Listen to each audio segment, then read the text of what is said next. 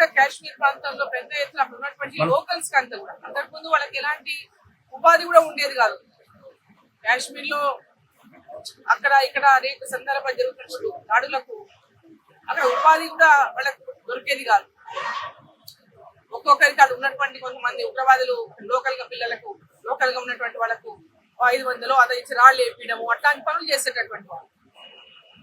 ఈ రోజు పెద్ద ఎత్తున పర్యాటకులు రావడం ప్రారంభించిన తర్వాత భారతీయ జనతా పార్టీ 370 ఆర్టికల్ రద్దు చేసి అక్కడ ఎన్నికలు నిర్వహించి ఒక ప్రభుత్వం ఏర్పాటయ్యి ప్రజలందరికీ కూడా డెవలప్మెంట్ అనేటువంటి ఒక ఆలోచన కలిగించి పెద్ద ఎత్తున అభివృద్ధి చేస్తున్నటువంటి తరుణంలో ఈ రోజు కాశ్మీరే కాదు భారతదేశం అంతా కూడా ఈ రోజు ఒక ప్రశాంతమైనటువంటి వాతావరణంలో కాశ్మీర్ అభివృద్ధి చెందుతా ఉంటే కాశ్మీర్ కు విదేశాల నుంచి పర్యాటకులు వస్తూ ఉంటే చూసి జీర్ణించుకోలేనటువంటి పాకిస్తానీ ఈరోజు ఈ ఉగ్రవాదుల దాడులను జరిపించి ఈ ప్రాంతంలో మళ్ళీ ఎవరు పర్యాటకులు రాకూడదు, ఈ ప్రాంతానికి వస్తే భయపడాలనేటువంటి ఒక భయాన్ని సృష్టించే విధంగా వాళ్ళు చేసినటువంటి దాడి భారతీయ జనతా పార్టీ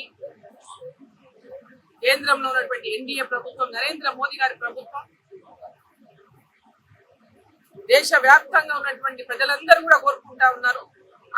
దీనికి ఈ యొక్క దాడికి ఖచ్చితంగా ప్రతీకారం తీర్చుకోవాలి, వాళ్ళకి గుణపాఠం చెప్పాలని దేశ ప్రజలంతా కోరుకుంటున్నారు. నరేంద్ర మోదీ గారు, అమిత్ షా గారు, రక్షణ శాఖ మంత్రి గారు అందరూ కూడా ఇవాళ పెద్ద ఎత్తున మరి ఈరోజు భారతదేశంలో జరిగినటువంటి ఘటనకు వెంబడే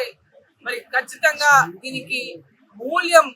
పాకిస్తాన్ చెల్లించుకోవాల్సి వస్తుందని, ఆ మూల్యం చెల్లించుకోవాల్సిందేటువంటి ఒక వాతావరణం ఈరోజు భారతదేశంలో ప్రతి ఒక్కరు కూడా కోరుకునే విధంగా నరేంద్ర మోదీ గారు కూడా నిన్న బీహార్ లో మాట్లాడుతూ వారి యొక్క ఉపన్యాసంలో చాలా స్పష్టంగా చెప్పినారు.